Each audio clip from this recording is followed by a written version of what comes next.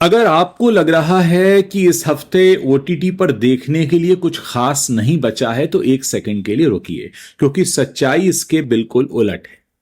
इस बार समस्या कंटेंट की कमी नहीं, बल्कि कंटेंट का बोझ है। 17 अगस्त से 23 अगस्त वाला जो हफ्ता है वो इतना भरा हुआ है कि आप चाहें भी तो सब कुछ नहीं देख पाएंगे। आज हम बात करेंगे उन 10 बड़ी रिलीजेस की जिन्होंने इस हफ्ते ओटीटी कैलेंडर को लगभग थिएटर जैसा बना दिया है। सबसे पहले बात करेंगे अक्षय कुमार की वेलकम टू द जंगल की। यह फिल्म फ्रेंचाइजी की तीसरी कड़ी है जिसमें सुनील शेट्टी, परेश रावल, अरशद वारसी, रवीना टंडन, जैकलिन फर्नांडिस और दिशा पाटनी जैसे कलाकारों की भारी भरकम स्टार कास्ट है। यह फिल्म जून के अंत में सिनेमाघरों में आई थी और बॉक्स ऑफिस पर एक अच्छी खासी कमाई भी इसने की है। रिपोर्ट्स बताती हैं कि फिल्म अब जियो हॉटस्टार पर स्ट्रीम होने वाली है। कहानी एक कारोबारी नेता की है जो काले धन को सफेद बनाने के लिए एक अजीबोगरीब फिल्म का प्लान बनाता है, और यह प्लान एक जंगल में शूट हो रही फिल्म से जुड़कर पूरी तरह से गड़बड़ हो जाता है। सोशल मीडिया पर इसे लेकर काफी मीम्स भी बने हैं और कई लोग इसकी तुलना अक्षय कुमार की 30 मार खां से भी कर रहे हैं।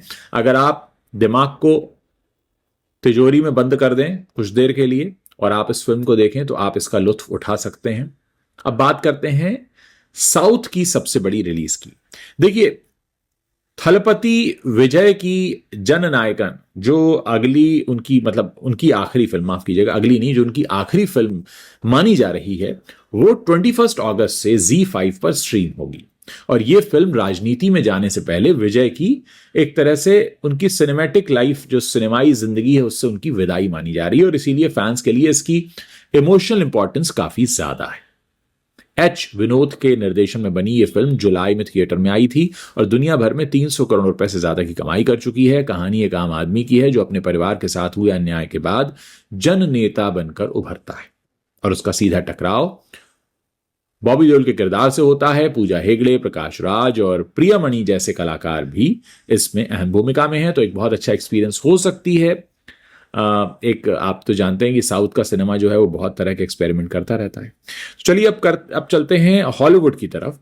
HBO मैक्स पर लैंटर्न्स नाम की सीरीज है, इसने काफी हलचल मचाई हुई है। ये DC यूनिवर्स की नई सीरीज है जिसमें काइल चैंडलर, हेल जॉर्डन और आरन पियरे जॉन स्टीवर्ट का किरदार निभा रहे हैं। ये सीरीज 16 अगस्त से हर रविवार एक नए एपिसोड के साथ रिलीज हो रही है और इसका कुल 8 एपिसोड का सीजन अक्टूबर तक चलेगा। खास बात यह है कि इसे सिर्फ एक सुपर हीरो शो की तरह नहीं बल्कि एक क्राइम ड्रामा की तरह बनाया गया है। इसकी तुलना डिटेक्टिव जैसे शोज से हो रही है। कहानी नेब्रास्का के एक छोटे शहर में हुए एक हत्याकांड की जांच से शुरू होती है जो धीरे धीरे एक बड़े यूनिवर्स के मिस्ट्री के तौर पर बदल जाता है, एक ब्रह्मांडीय रहस्य के रूप में बदल जाता है। इसी हफ्ते एक और बड़ी एंट्री हुई है और वो है टॉय स्टोरी 5। ये फ्रेंचाइजी की 5वीं फिल्म है और 7 साल बाद इस सीरीज में उसकी वापसी हुई है। फिल्म जून में थिएटर में रिलीज हुई थी और अब तक की सबसे ज्यादा कमाई करने वाली टॉय स्टोरी फिल्म बन चुकी है। रिपोर्ट्स के मुताबिक ये फिल्म 18 अगस्त से डिजिटल प्लेटफॉर्म्स पर खरीदने और किराए पर लेने के लिए उपलब्ध हो गई है। हालांकि डिज्नी प्लस पर इसकी सीधी स्ट्रीमिंग की तारीख अभी घोषित नहीं हुई है। इस बार कहानी का केंद्र वुडी या बज नहीं बल्कि जेसी है और थीम है टेक्नोलॉजी के दौर में पुराने खिलौनों की जगह। और अब बात करते हैं एक ऐसे शो की जो हर साल विवादों और भावनाओं का मिश्रण लेकर आता है। लव इज ब्लाइंड यूके का 3रा सीजन भी अब इसी हफ्ते नेटफ्लिक्स पर आने वाला है। यह शो लोगों को बिना चेहरा देखे सिर्फ बातचीत के आधार पर रिश्ता जोड़ने की चुनौती देता है और इसका ब्रिटिश वर्जन पिछले सीजन्स में भी काफी लोकप्रिय रहा। रिश्तों, भरोसे और असुरक्षा जैसे विषयों को यह शो बहुत ही मनोरंजक तरीके से पेश करता है और इसीलिए यह हर साल दर्शकों के बीच चर्चा का विषय बनता है। क्या आप अपनी जिंदगी में विचार सुनकर रिश्ता बनाते हैं या लुक्स देखकर रिश्ता बनाते हैं या दोनों देखकर बनाते हैं? खैर, आप जो भी हो, यह आपके लिए देखना दिलचस्प हो सकता है। इन 5 बड़े टाइटल्स के अलावा और भी कई फिल्में और सीरीज हैं जो अलग अलग भाषाओं में अलग अलग प्लेटफॉर्म्स पर आ रही हैं।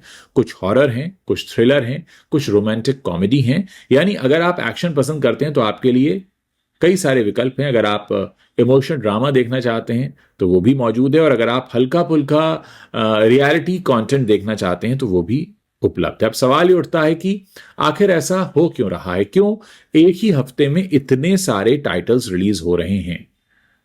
दरअसल अब मुझे ऐसा लगता है कि ओटीटी प्लेटफॉर्म्स भी जो हैं ये सिनेमा घरों की तरह काम करने लगे हैं। पहले जो बड़े सितारे, बड़े बजट की फिल्में और इंटरनेशनल प्रोडक्शन सिर्फ थिएटर में रिलीज होते थे, अब वही टाइटल्स कुछ हफ्तों के अंदर सीधे स्ट्रीमिंग प्लेटफॉर्म पर आते हैं और बाकायदा इसके लिए प्लानिंग होती है, कैलेंडर तैयार होता है, कब वीकेंड पे तो देखिए लोगों की छुट्टियां होती हैं, इसके अलावा कब और ऐसा वीकेंड जैसा फील आ सकता है। क्योंकि हर प्लेटफॉर्म चाहता है कि उसके पास एक बड़ा नाम, बड़े शो, बड़ी फिल्म हो, ताकि जो सब्सक्राइबर बेस है वो उनका बना रहे, लोग उन्हें छोड़ कर ना जाए। नतीजा ये होता है कि दर्शकों के सामने एक ही समय में इतने सारे विकल्प आ जाते हैं कि तय करना मुश्किल हो जाता है कि आखिर देखा क्या जाए। और यहीं पर जो असली समस्या है वो शुरू भी होती है। पहले लोग शिकायत करते थे कि देखने के लिए कुछ अच्छा है नहीं यार, हमें बताओ। अब लोग शिकायत करते हैं कि यार इतना कुछ है, हम क्या देखें, कहां से शुरू करें। ये एक तरह का कंटेंट ओवरलोड आप कह सकते हैं, जहां क्वांटिटी तो बहुत है लेकिन हर चीज को ठीक से एंजॉय करने का समय और ध्यान दोनों की कमी हो जाती है। आपको चूजी बनना पड़ता है, आपको तय करना पड़ता है कि यार जो मेरे 6 घंटे हैं मैं इन 6 घंटों में क्या देखूंगा। कई बार लोग एक शो शुरू करते हैं, 2 एपिसोड देखते हैं, फिर अगली बड़ी रिलीज की तरफ भाग जाते हैं कि यार इसमें मजा नहीं आ रहा। इससे न तो कंटेंट को पूरा इंसाफ मिलता है और ना ही दर्शक को असली संतुष्टि मिलती है। तो अब सवाल यह कि इतने सारे विकल्पों में से आप चुने क्या। मैंने तो आपको बैठकर बता दिया कि आप क्या क्या देख सकते हैं। मेरी राय में अगर आप इमोशनल कनेक्शन चाहते हैं और आप विजय के फैन हैं तो जन नायकन जरूर देखें, क्योंकि ये सिर्फ एक फिल्म नहीं बल्कि एक युग के खत्म होने जैसा पल है जिसको आप विटनेस करेंगे। अगर आपको हल्का फुल्का मसाला एंटरटेनमेंट चाहिए तो आप वेलकम टू द जंगल देख सकते हैं, और अगर आप कुछ अलग और नया ट्राई करना चाहते हैं तो लैंटर्न्स को मौका दें, क्योंकि ये सुपर हीरो जॉनर को बिल्कुल अलग अंदाज में पेश करने वाला शो है। और अगर आप परिवार के साथ बैठकर कुछ देखना चाहते हैं तो टॉय स्टोरी 5 से बेहतर विकल्प शायद ही कोई और हो। आखिर में बस इतना कहना चाहूंगा, ओटीटी अब सिर्फ एक विकल्प नहीं बल्कि एक पैरेलल थिएटर बन चुका है, पैरेलल मार्केट बन गया, पैरेलल कंपटीशन बन गया थिएटर्स के लिए। ये दर्शकों के लिए अच्छी खबर भी है और चुनौती भी है, एक चैलेंज भी है। अच्छी खबर इसलिए है क्योंकि घर बैठे बड़े बड़े टाइटल्स मिल रहे हैं, चुनौती इसलिए क्योंकि अब स्क्रीन टाइम और ध्यान दोनों सीमित हैं। तो आप अपना समय समझदारी से चुनिए, हर चीज के पीछे मत भागिए, बल्कि जो सच में आपकी पसंद से मेल खाता हो उसे प्राथमिकता दीजिए। साथ ही हमें यह भी बताइए कि क्या आगे भी आप इस तरह की वीकली ओटीटी रिपोर्ट हमारे साथ देखना पसंद करेंगे, जहां हम आपको जानकारी दे दें कि इस हफ्ते ओटीटी पर क्या आ रहा है। अगर आप चाहते हैं मैं ऐसे वीडियोस बनाऊं तो आपको कमेंट करना होगा, साथ ही बताना होगा, चैनल को सब्सक्राइब करना होगा, सब्सक्राइब ही नहीं करना होगा बल्कि बेल आइकन भी प्रेस करना होगा।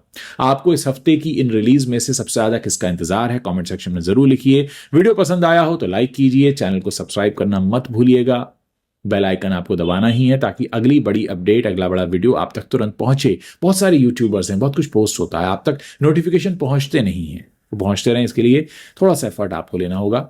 मिलते हैं अगले वीडियो में, तब तक के लिए नमस्कार, और उम्मीद करता हूं कि आप मेरे साथ ये जर्नी एंजॉय कर रहे होंगे।